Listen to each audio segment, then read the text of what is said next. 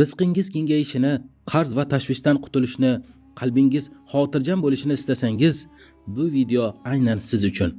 Bu kitobda siz bilan 34 ta rizqning barakasini kengaytiradigan sabablarni keltiramiz. Undan avval siz bilan rizqning 21 ta qoidalarini o'rganib chiqamiz.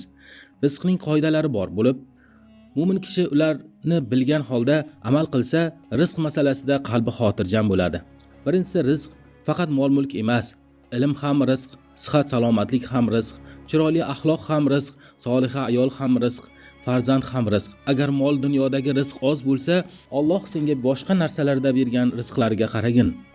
Bandalarning rizqi Allohning zimmasida. Yer yuzidagi o'rmalagan narsa borki, ularning rizqi Alloh zimmasidadir. Rizq Allohning fazl va karamidir. Mo'min kishi bu narsalar menga o'zimdagi ilm tufayli berilgan demaydi, balki bu Robbimning fazlidandir. Men shukr qilamanmi yo'qki yo'q, bu sinash uchundir deydi.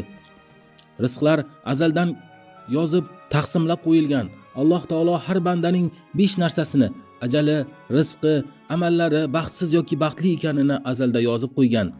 Rizqlarning taqsimoti Allohning hikmati bilan bo'ladi. Alloh bandalarini isloh qiladigan miqdordagi rizqni beradi. Kimgadir faqat faqirlik to'g'ri kelsa, boshqaga boylik munosibdir. Kimning g'ami oxirat bo'lsa, dunyoning o'zi uning huzuriga keladi. Ya'ni kimning niyat maqsadi, g'am va tashvishi oxirat bo'lsa, qalbi faqat shunga bog'liq tursa, Alloh uning mushkullarini oson, ishlarini ravon qilib, xotirjam, qalbini sokin qilib qo'yadi. Mol dunyo esa uning oyog'iga bosh egib o'zi keladi. Bunday insonni mol dunyo talabiga yugurib kelishga, charchashiga hojat bo'lmaydi. Sadaqa tufayli mol dunyo kamaymaydi, balki ziyoda bo'lib unga baraka kiradi. Talab qiluvchi va talab qilingan rizq. Rizq ikki xil bo'ladi. Meros kabi talab qiluvchi rizq va mehnat, sa'y-harakat bilan qo'lga kiritiladigan talab qilinuvchi rizq bo'ladi. Mol dunyo ba'zan ne'mat, ba'zan uqubat bo'ladi. Mol-mulk Allohning toatiga ishlatilsa, ne'mat bo'ladi. Allohga nisbatan osiylikka ishlatilsa, uqubat bo'ladi. Mol dunyoning ko'p bo'lishi Alloh taoloning muhabbati degani emas, boylik Allohning bandaga ikromi emas, kambag'allik ham Allohning bandasiga kamsitishi emas.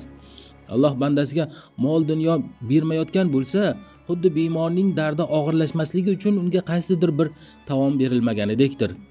Bandaning oxirati uchun mol dunyoning kamligi afzaldir. Mol dunyo kam bo'lsa, hisob kitob ham kam bo'ladi. Mol mulkingdan faqat oxirat uchun sarflaganingina senikidir. Sadaqa qilingani Allohning huzurida oxiratga zaxira bo'lib, sadaqa qilgan insonning foydasiga qoladi. Rizqqa shoshilib harom yo'l bilan erishish mumkin emas. Alloh taolo rizqining miqdorini belgilagani kabi vaqtini ham belgilagan. Agar banda halol rizqqa sabr qilib, haromdan saqlansa, Alloh bergan halolga qanoat qilsa, Alloh uni behojat qiladigan rizq eshiklarini ochadi. Toat ibodat sababli rizq barakali bo'ladi. Zohiridan rizq ko'p ko'rinsa ham gunoh tufayli barakasiz bo'lib ketadi. Rizqingdan qochsang ham seni quvib yetadi. Rizq izlashda mo'tadil bo'ling. Bandaning rizqi kechiksa ham uni to'liq olmaguncha o'lmaydi. Rizqda o'zingdan quyidagilarga qaragin. Rizq borasida sendan afzallarga emas, sendan quyidagi pastdagilarga qaragin. Sening hozirgi holating ko'plab insonlar uchun orzu bo'lib turibdi. So'rasang faqat Allohdan so'ra. Birovning oldiga borib, bersa bermasa tilangandan ko'ra arqon olib yelkangda o'tin tashib tirikchilik qilgan yaxshi. Izlamasang ham kelgan rizqingni qabul qilgin. Kimga mol-mulk, taom yoki shu kabi narsa hadya qilinsa, uni rad qilmay olsin, chunki bu Alloh uchun unga kengchilik uchun berilgan rizqdir.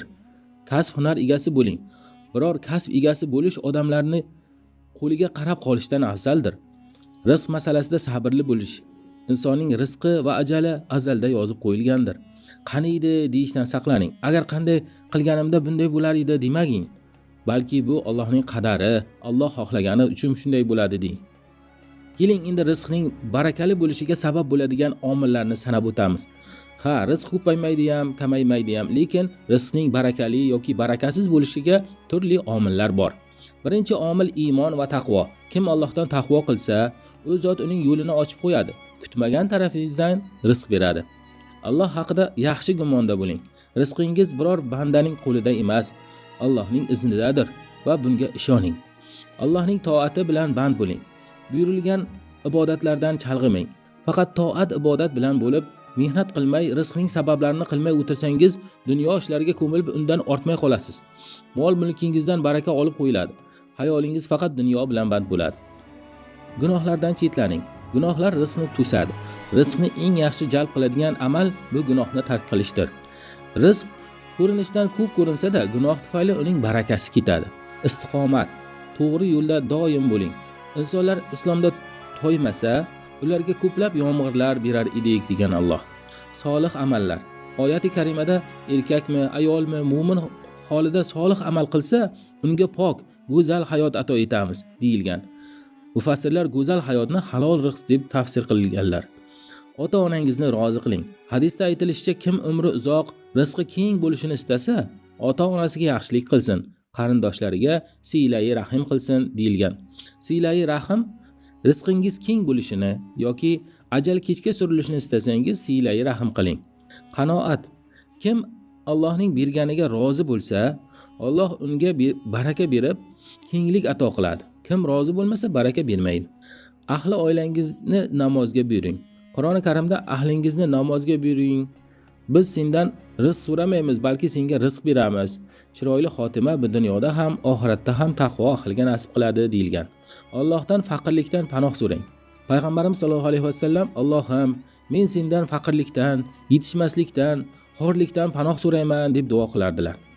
Yana boshqa duolarda Allohim, meni dangasalikdan, gunohkorlikdan va qarzdorlikdan o'zing asra deb duo qilgan ekanlar. Rizq so'rab duo qiling. Allohning ismi Razzoqdir. U zot shunday degan: menga duo qilinglar, ijobat qilurman. Xushu bilan, siniqlik bilan duo qilib, Robbingizdan so'rang. Alloh sizning qo'llaringizni bo'sh qaytarmaydi. Shunday duo qiling: Allohim, men sendan foydali ilm, halol rizq va maqbul amal so'rayman deb. Allohga tavakkul qiling. Allohga haqiqiy tavakkul qilsangiz, ertalab och ketib, kechqurun to'q qaytadigan qushlardek rizqlantirgan bo'lar edingiz deyilgan hadisda. Harakat. Rizq topish yo'llarining sabablarini qiling. Shunda Allohdan rizq keladi.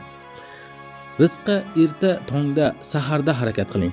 Payg'ambarimiz Allohim ummatimning saharini barakat qilgin deb duo qilar ekanlar. Tijoratda rostgo'y bo'ling. Sotuvchi va xaridor rost so'zlashsa, molning aybini ochiq aytsa, savdolarga baraka beriladi. Agar yashirishsa, yolg'on so'zlashsa, savdolarning barakasini o'chiradi. Ko'p istig'for ayting. Robbingizga istig'for aytsangiz, u zot osmondan ustingizga ketma-ket baraka yomg'irini yuboradi va sizga mol va mulk va bola chaqa ila madad beradi. Subhanallohi va bihamdihi zikrini ko'p ayting. Bu ikki so'z Allohning huzuridagi ne'matlarga olib boradigan yo'ldir. Allohga yetib boradigan duodir. Nabiy sallallohu alayhi vasallamga ko'p salovat ayting. Ko'p salovat aytsangiz, g'amlaringizdan qutulasiz. Mol dunyo kamligi tufayli bo'lgan tashvishingizdan ketadi. Shuning uchun ko'p salovat ayting. Haj va umraga boring. Hajga borib, ortidan umraga ham borsangiz, bu ketma-ketlik rizqqa baraka beradi. Faqirlikni ketkazadi, gunohlaringizni kechirilishiga sabab bo'ladi. Shukr qiling. Alloh taolo shunday degan: agar ne'matlarim uchun shukr qilsangiz, fazl va karamim bilan ularni yanada ziyoda qilaman. Alloh yo'lida mablag' sarflang. Har bir Alloh yo'lida sarf qilingan mablag'ingizning o'rni to'ldiriladi. Infoq qiling. Alloh ham infoq qiladi. Shar'iy ilm talabalariga mablag' sarflang. Bir kun hunarmand aka talaba ukasidan shikoyat qildi. Shunda ehtimol sen u tufayli rizqlanayotgandirsan dedilar. Hadisda odamlarning ehtiyojini qondiring. Kim mu'min birodarning ehtiyojini qondirsa, Alloh uning ehtiyojini qondiradi. Faqirlarga, zaiflarga yaxshilik qiling. Sizlarga faqat zaiflaringiz tufayli nusrat va rizq beriladi deganlar Payg'ambarimiz sollallohu alayhi vasallam. Zaiflarning duolari tezroq qabul bo'ladi. Muhtojlarga qarz bering. Qarzning savobi sadaqaning yarmichadir. Chunki qarz berilsa, bir mu'min odamning mushkuli oson bo'ladi, hojati ravo bo'ladi. Go'zal axloq va yaxshi qo'shnichilik tufayli yurtlar obod bo'ladi, umrlar uzoq bo'ladi. Zuho namozini o'qing. Ushbu amal rizqingizga baraka berib, g'amingizni ketkazadi. Haromdan, zinodan saqlanish uchun nikohlaning. Nikohlaringlar, oila quring, boy bo'lasiz. Zimmangizdagi qarzni ado qilish uchun niyatda bo'ling. Kim qaytarib berish niyatida qarz olsa, unga Alloh yordam beradi. Muhtojlikda Allohga yuzlaning. Kimga faqirlik yetsa-yu, uni Allohdan so'rasa, Alloh uni tezda yoki keyinroq beriladigan rizq bilan behojat qiladi. Iffatni saqlab odamlardan so'ramang. Kim odamlardan so'ramay sabr qilsa, Alloh uni sabrli qilsa, nafsining ustidan g'olib bo'lib, Alloh unga zafar va baraka beradi. Oxirgisi safar qiling. Rizqning sabablaridan birini safar qilib rizq izlashdir. Agar bu videoni ko'rgan bo'lsangiz, bu ham Allohning rizqidir. Videoni oxirigacha ko'ring. Foydali bo'lsa like bosing. Yaqinlaringiz bilan ulashing. Ehtimol bir kishining hayoti o'zgarar. Kanalga obuna bo'ling, chunki bu yerda qalbni boyitadigan mavzular bor. Izohlarda yozing. Siz uchun rizq nimani anglatadi? Pulmi yoki barakami? Alloh barchamizga halol baraka va kifoya qiladigan rizq nasib qilsin.